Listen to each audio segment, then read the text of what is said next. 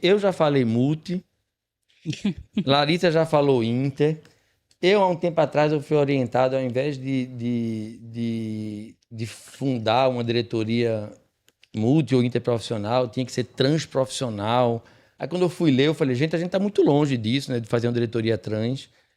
Me explica um pouquinho, até para os nossos ouvintes que estão também nos acompanhando, quais são os conceitos por trás dessas definições? Multiprofissional, interprofissional e, aparentemente, esse nirvana que é o transprofissional. Certo. Se a gente for colocar entre multi e interprofissional, a gente está falando de profissional, a gente está falando da prática profissional, certo?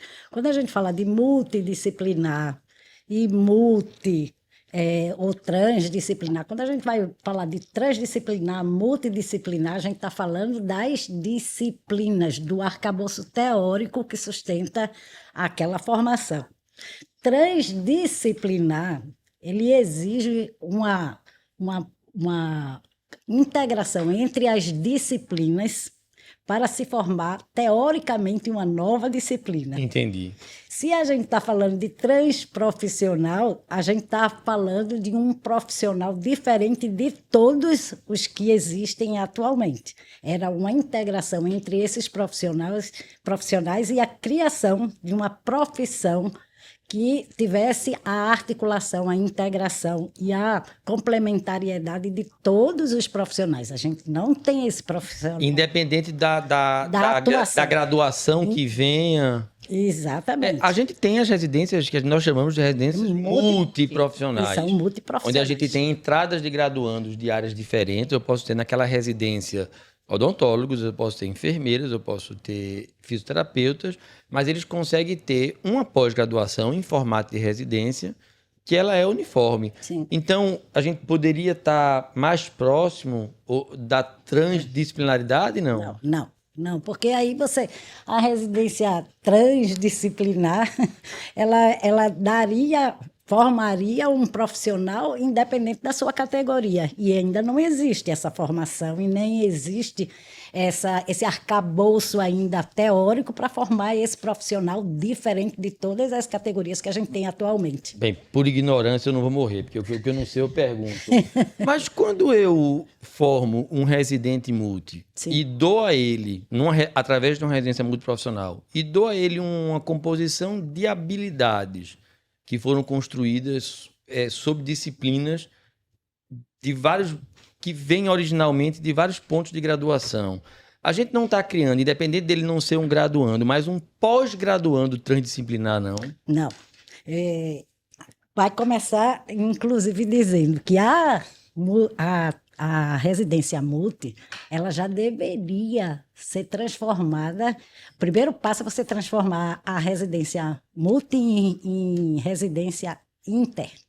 Aí a lógica de formação... Mas não é só mudar o nome, não? Não, senhor. É toda uma formação, é uma incorporação de competências específicas desse campo de saber que é interprofissional. E aí você ainda está mesmo ele se formando multiprofissional, ele vai atuar ainda na sua área, sim, com alguns elementos de outras profissões, mas o próprio programa de residência, ele ainda não viabiliza que esse profissional ele saia com outras competências que não apenas é da sua profissão. Aí precisa dar um salto na residência para se tornar multiprofissional. Mas tanto na residência... Interprofissional. Tanto na residência, mas também perante aos conselhos de classe. Sim. Porque a gente sabe quais são as dificuldades também, Larissa, quando a gente oferece uma pós-graduação, mas aquele graduando, por exemplo, em odontologia ou, por exemplo, em nutrição, ele adquiriu aquela pós-graduação, lato sensu e modelo residência. Ele vai atrás do seu conselho para poder certificar a sua especialização. Então, alguns conselhos têm dificuldade até de aceitar a especialização. Exatamente. Mesmo com a carga horária brutal, que é uma carga horária de residência. Então, muitas vezes discussão... maior, desculpa. Não, por favor. Muitas vezes, inclusive, uma carga horária maior do que a carga horária da graduação. Muito. E aí eu ainda vou complementar essa dúvida, Rineide, assim, mesmo quando a gente permite permite, assim, dentro do programa, a gente faz com que um profissional, por exemplo, um cirurgião dentista, ele está ali acompanhando no dia a dia, além da carga horária teórica que antecede, que é enorme, mas no dia a dia, participando de atendimentos interdisciplinares, acompanhando o atendimento efetivamente de outras áreas.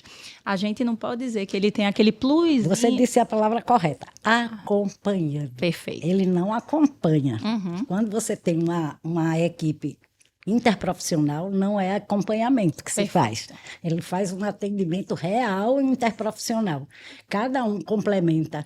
Os profissionais, eles têm interesse, inclusive, da interação, de auxiliar um ao outro. Perfeito. Aí é completamente diferente. Perfeito. Não é um acompanhamento, não é um auxílio, mas é uma interação. E tem que ter a intencionalidade de você realizar, complementando e sendo complementado pelas outras profissões. Perfeito. Aí tem algumas características que são bem específicas nesse desenvolvimento do trabalho.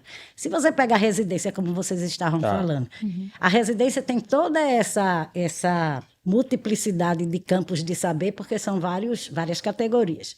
Mas, na hora que o residente vai para a prática, ele pode acompanhar, mas a prática não é a ação não é interprofissional. Entendi. Então, aí a gente precisa, em vários momentos, a questão da interprofissionalidade, ela tem que ser transversal a toda e qualquer ação que a gente for desenvolver com a prática com os profissionais de saúde. Perfeito.